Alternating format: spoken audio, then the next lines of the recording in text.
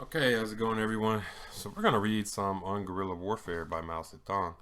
So this book was translated by somebody. It was written in the context of China's guerrilla war against Japanese occupiers.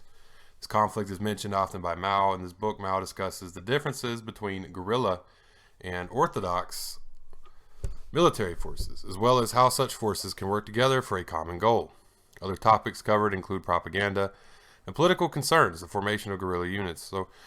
Basically, units, the qualities of good guerrilla officer, discipline in a guerrilla army, and guerrilla bases. So this was written by somebody who, let's see, I'm not sure. Let me look and see who this is written. It's somebody who's not necessarily from Mao's camp, you know. Um, so it may be censored, you know, for all I know. But regardless, we're gonna read it because we like to read stuff. But it's probably, it's probably not. This is guerrilla warfare by Mao Zedong. So let's go ahead and get into this. We're gonna read this first chapter here. What is guerrilla warfare? We're gonna go ahead. Yeah, let's go ahead and get into this. In a war of revolutionary character, guerrilla operations are a necessary part. This is particularly true in a war waged for the emancipation of a people who inhabit a vast nation. China is such a nation whose techniques are undeveloped and whose communications are poor. She finds herself confronted with a strong and victorious Japanese imperialism. Under these circumstances, the development of the type of guerrilla warfare characterized by the quality of mass is both necessary and natural. This warfare must be developed to an unprecedented degree, and it must coordinate with the operations of our regular armies. If we fail to do this, we will find it difficult to defeat the enemy. These guerrilla operations must not be considered as an independent form of warfare. They are but one step in the total war, one aspect of the revolutionary struggle. They are the inevitable result of the clash between oppressor and oppressed, when the latter reach the limits of their endurance. In our case, these hostilities began at a time when the people were unable to endure any more from the Japanese imperialists. Lenin, in People and Revolution, said, "A people's insurrection and a people's revolution are not only natural but inevitable." End quote. We consider guerrilla operations as but one aspect of our total or mass war because they lacking the quality of independence, are of themselves incapable of providing a solution to the struggle. Guerrilla warfare has qualities and objectives peculiar to itself. It is a weapon that a nation inferior in arms and military equipment may employ against a more powerful aggressor nation. When the invader pierces deep into the heart of the weaker country and occupies her territory in a cruel and oppressive manner, there is no doubt that conditions of terrain, climate, and society in general offer obstacles to his progress, and may be used to advantage by those who oppose him.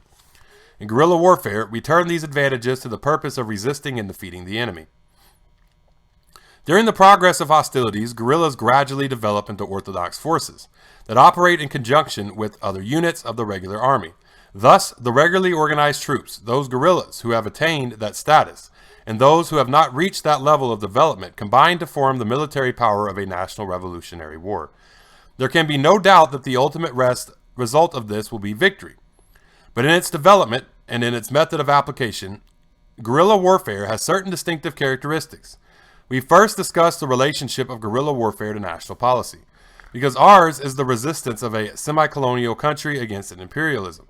Our hostilities must have a clearly defined political goal and firmly established political responsibilities. Our basic policy is the creation of a national united anti-Japanese front. This policy we pursue in order to gain our political goal, which is the complete emancipation of the Chinese people. There are certain fundamental steps in the realization of this policy, to wit: 1. Arousing and organizing the people. 2. Achieving internal unification politically, establishing bases. 3. Establishing bases. 4. Equipping forces. 5. Recovering national strength. 6. Destroying enemies' national strength. 7. Regaining lost territories. There is no reason to consider guerrilla warfare separately from national policy. On the contrary, it must be organized and conducted in complete accord with national anti-Japanese policy. It is only those who misinterpret guerrilla action who say, as does I'm not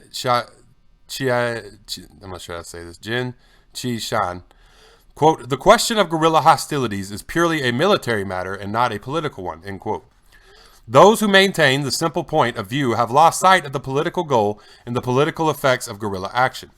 Such a simple point of view will cause the people to lose confidence and will result in our defeat. What is the relationship of guerrilla warfare to the people?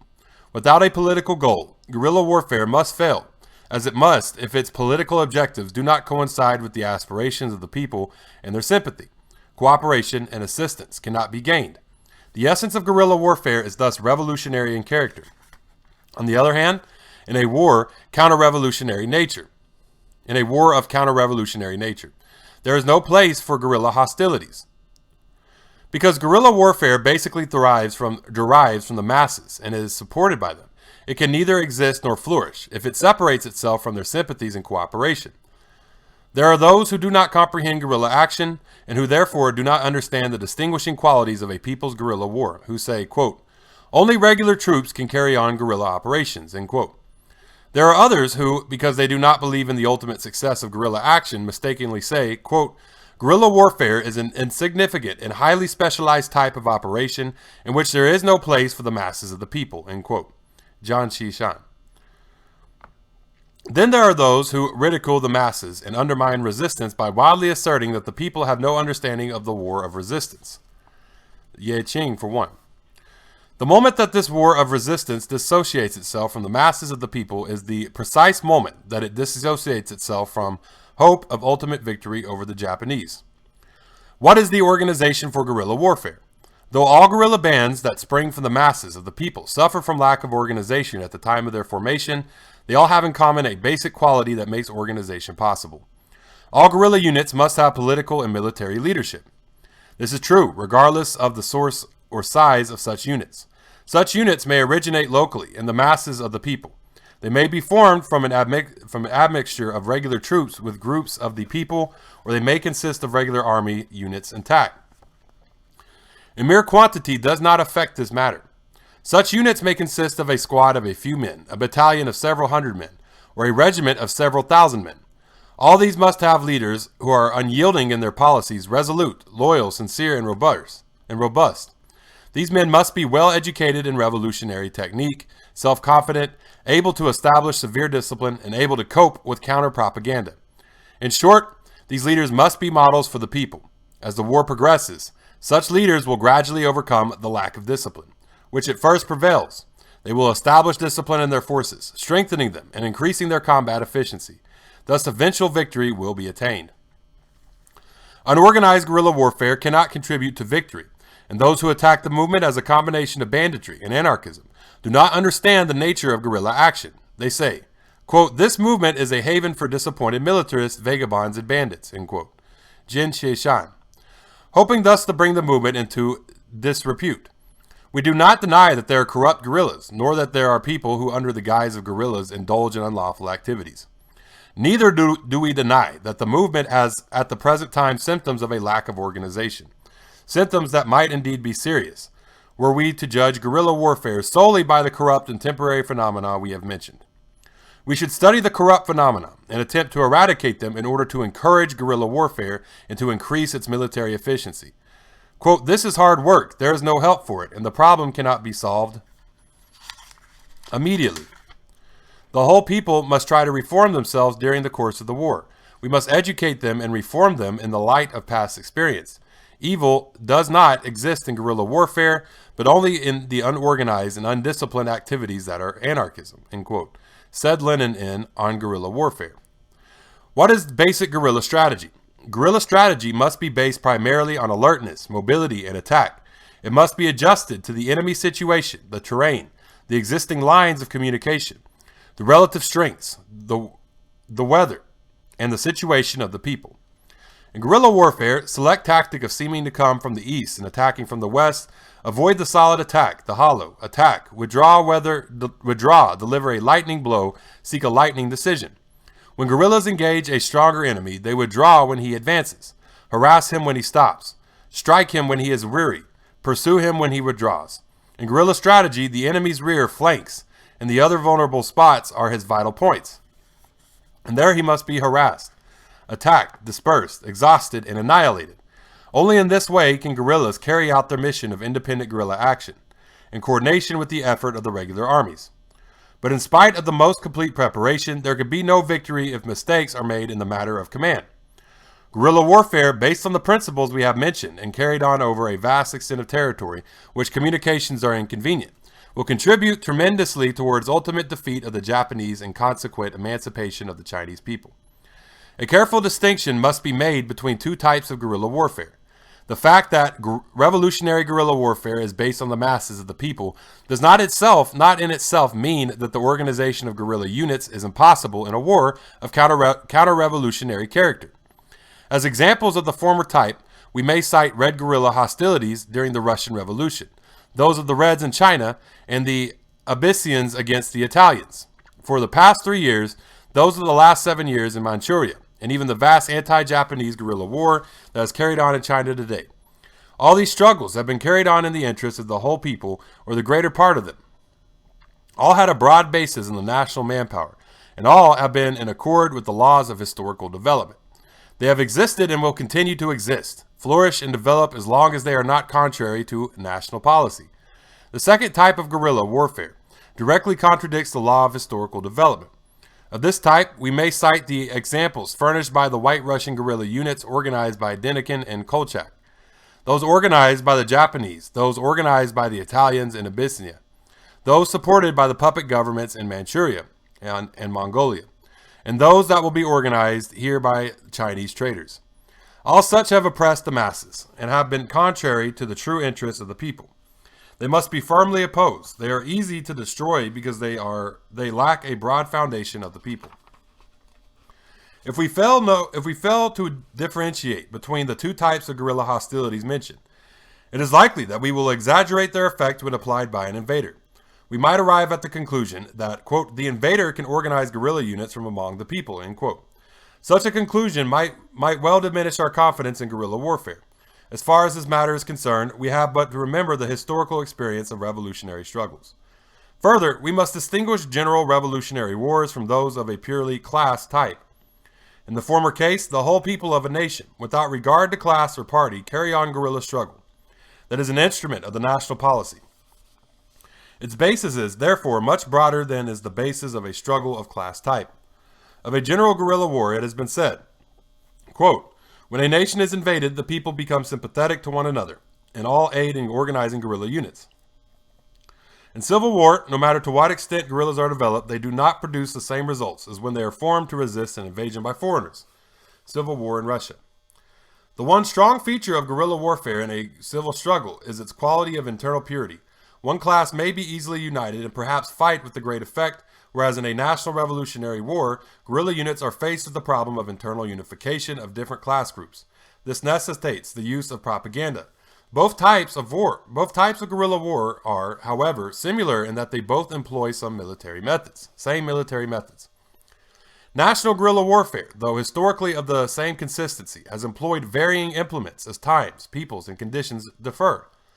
The guerrilla aspects of the Opium War, those of the fighting in Manchuria since the Mukden incident, and those employed in China today are all slightly different. The guerrilla warfare conducted by the Moroccans against the French and the Spanish was not exactly similar to that which we conduct today in China. These differences express the characteristics of different peoples in different periods. Although there is a general similarity in the quality of all these struggles, there are dissimilarities in form. This fact we must recognize. Clausewitz wrote On War, quote, wars in every period have independent forms and independent conditions, and therefore every period must have its independent theory of war. Lenin, end quote. Lenin On Guerrilla Warfare said, quote, as regards the form of fighting, it is unconditionally requisite that history be investigated in order to discover the conditions of environment, the state of economic progress, and the political ideas that obtain the national characteristics, customs, and degree of civilization, end quote. Again, quote, it is necessary to be completely unsympathetic to abstract formulas and rules and to study with sympathy the conditions of the actual fighting, for these will change in accordance with the political and economic situations and the realization of the people's aspirations. These progressive changes and conditions create new methods, end quote. If in the day's struggle we fail to apply the historical truths of revolutionary guerrilla war, we will fall into the error of believing that with So C. Sheng that under the impact of Japan's mechanized army, quote, the guerrilla unit has lost its historical function, end quote. Jin Shi-shan writes, in olden days, quote, in olden days, guerrilla warfare was part of regular strategy, but there's almost no chance that it could be applied today, end quote. These opinions are harmful. If we do not make an estimate of the characteristic peculiar to our anti-Japanese guerrilla war, but insist on applying to its mechanical formulas derived from past history, we are making the mistake of placing our hostilities in the same category as all other national guerrilla struggles. If we hold this view, we will simply be beating our heads against a stone wall, and we will be unable to profit from guerrilla hostilities. To summarize, what is the guerrilla war of resistance against Japan? It is one aspect of the entire war, which, although alone incapable of producing the decision, attacks the enemy in every quarter, diminishes the extent of area under his control, increases our national strength, and assists our regular armies. It is one of the strategic instruments used to inflict defeat on our enemy. It is one pure expression of anti-Japanese policy. That is to say, it is military strength organized by the active people and inseparable from them. It is a powerful special weapon with which we resist the Japanese and without which we cannot defeat them. Okay.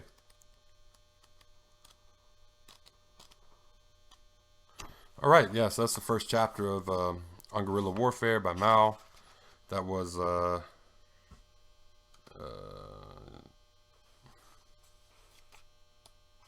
what is guerrilla warfare?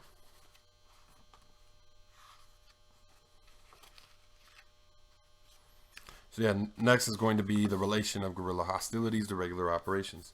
Thank y'all for tuning in. Facebook, Twitter, YouTube, TikTok, Tumblr, Medium, all of these are Marxist. Y'all hit me up there. Y'all have a great day, and Dodada Goy.